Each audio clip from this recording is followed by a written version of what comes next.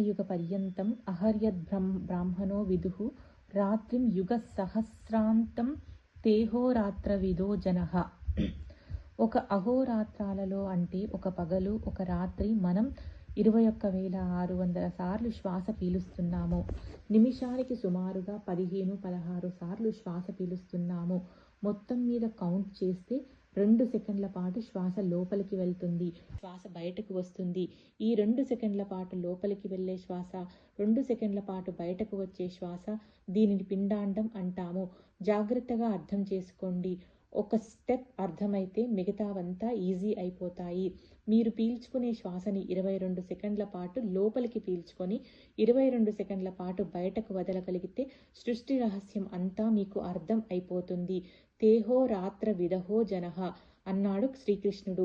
మీ ప్రయత్నం వలన జరగకూడదు, అది సహజంగా రావాలి. సహజం కర్మ కౌంతేయ, అది సహజంగా జరగాలి. ఆ డీప్ బ్రీతింగ్ అన్నది మీ ప్రయత్నం వలన రాకూడదు, అందుకే దానిని కేవలం కుంభకం అన్నాము. మన ప్రయత్నం వలన శ్వాసలో ఆ మార్పు రాకూడదు, దానంతట అది రావాలి అంటే దానికోసం మీరు డీప్ బ్రీతింగ్ చెయ్యాలి. ఎడమవైపు నుంచి వెళ్తే ఇడా అంటాము, కుడివైపు నుంచి వెళ్తే పింగళ అంటాము. అవి ఆజ్ఞాచక్రం బిందువు దగ్గర కలిసి ఒక ట్రయాంగిల్ ఏర్పడుతుంది. దీనిని అగ్ని అంటాము. ఈ మూడింటిని అంటే నాస్ట్రల్స్ని ఆజ్ఞాచక్రం దగ్గర ఉన్న బిందువుని ఉపయోగించుకోకుండా శ్వాస పీల్చుకునే విధానాన్ని మీరు కనిపెట్టాలి. ప్రతిరోజు రాత్రి మిమ్మల్ని శ్వాస గమనించమని అనేది దీనికోసమే. ఆ శ్వాస గమనిస్తూ ఉంటేనే మీకు ఈ త్రికోణం అర్థం అవుతుంది. ఈ త్రికోణం అర్థం కానంత వరకు నిజమైన యాక్షన్, కర్మఫలం ఎలా వదులుకోవాలో మనకు తెలియదు.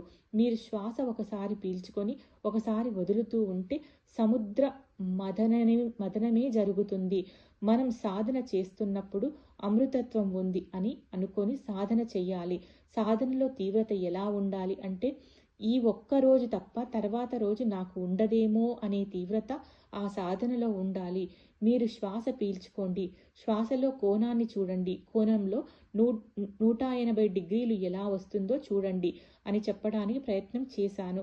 శ్వాస తీసుకుంటున్నప్పుడు శ్వాసతో పాటు ఆలోచనలను కలపగలిగితే ఆ ఆలోచనలే సంస్కారాలుగా మారుతాయి. ఎప్పుడూ మీరు శ్వాస ఉపయోగించుకోదలుచుకున్నా కేవలం మీకోసం, మీ ఆరోగ్యం కోసమే ఉపయోగించుకోండి. మిగతా వాళ్ళ కోసం మీరు చేస్తే పని చెయ్యదు. మీ జీవితానికి ఆధారం ఉచ్ఛ్వాస నిశ్వాసలు. గాలి లోపలికి వెళ్తోంది, బయటకు వస్తుంది, అంతే. దీనికి మీరు శాస్త్రాలు చదవక్కర్లేదు. ప్రతి శ్వాసలో చేంజ్ ఉంది, అది పట్టుకోవాలి. ఆధారం అది సైన్స్. ఉచ్ఛ్వాస నిశ్వాసమే జీవితము. జీవితం గురించి మీరు ఏం తెలుసుకోవాలన్నా శ్వాస లోపలికి వెళ్తుంది, బయటకు వస్తుంది, అది కూడా నిరంతరం జరుగుతూ ఉండటం కూడా మీకు తెలియదు. ఈ ఉచ్ఛ్వాస నిశ్వాసల యొక్క శాస్త్రం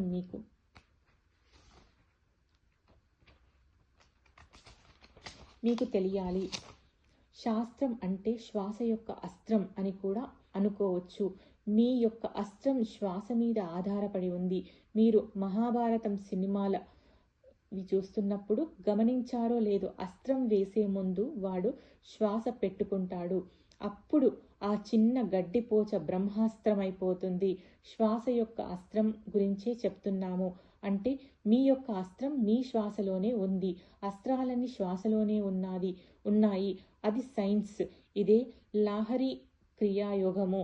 మీ శ్వాస లోపలికి వెళ్ళి బయటకు వస్తున్నప్పుడు మీ శరీరంలో పాయిజన్స్ పూర్తిగా బయటకు రావడం లేదు. అది పట్టుకుంటే అసలు జీవితం అర్థమైపోతుంది. మరి అది ఎలా చేయాలి?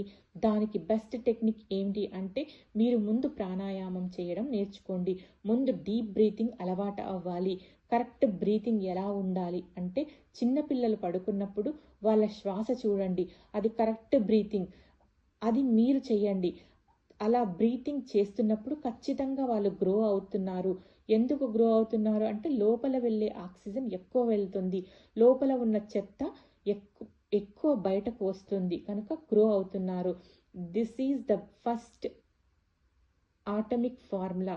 ఉచ్ఛ్వాస నిశ్వాసాలు చేస్తున్నప్పుడు మీరు దీనిని చూసుకోగలగాలి. మీరు గాలి వదులుతున్నప్పుడు శరీరంలో ఉన్న విషాలు పనికిరానివి అన్నీ బయటకు వెళ్తున్నాయా అన్నది కరెక్ట్ చూసుకోవాలి.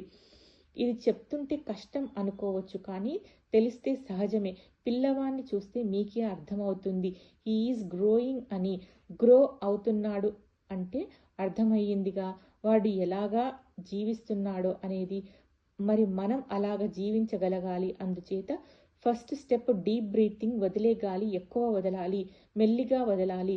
శ్వాస ఎంత పీలుస్తున్నారు అన్నది ఇంపార్టెంట్ కాదు. వదిలే గాలి స్లోగా చాలాసేపు వదలాలి. అంటే మళ్ళా ఆటంకే వెళ్ళాం. ఉచ్ఛ్వాస నిశ్వాసలే చెప్తున్నాము.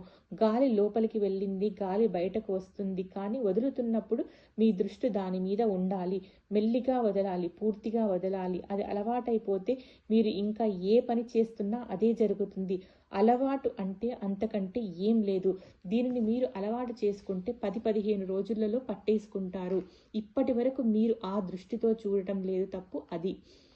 గాలి ఎంత పీల్చారు అని అడగటం లేదు, కానీ వదులుతున్నప్పుడు చాలా నెమ్మదిగా వదలండి.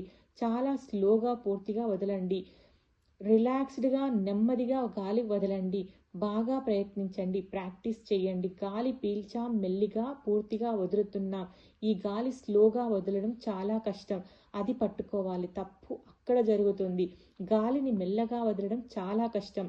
మీరు చేస్తున్న కడుపు లోపలకు వెళ్ళటమే తప్ప శ్వాస బయటకు వదలడం అన్నది జరగలేదు అన్నది అర్థం అయ్యిందా?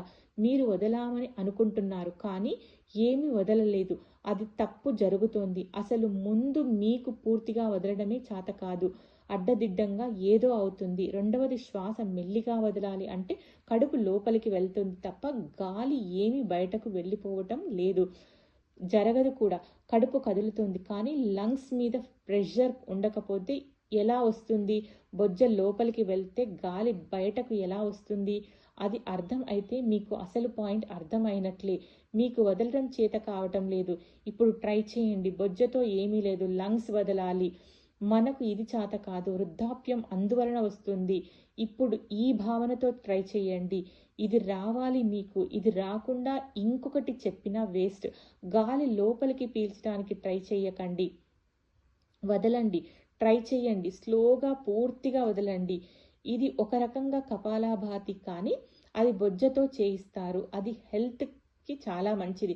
ఖచ్చితంగా మీ డైజెషన్ అన్నీ కరెక్ట్ అయిపోతాయి, కానీ శ్వాసతో చేసేది కాదు.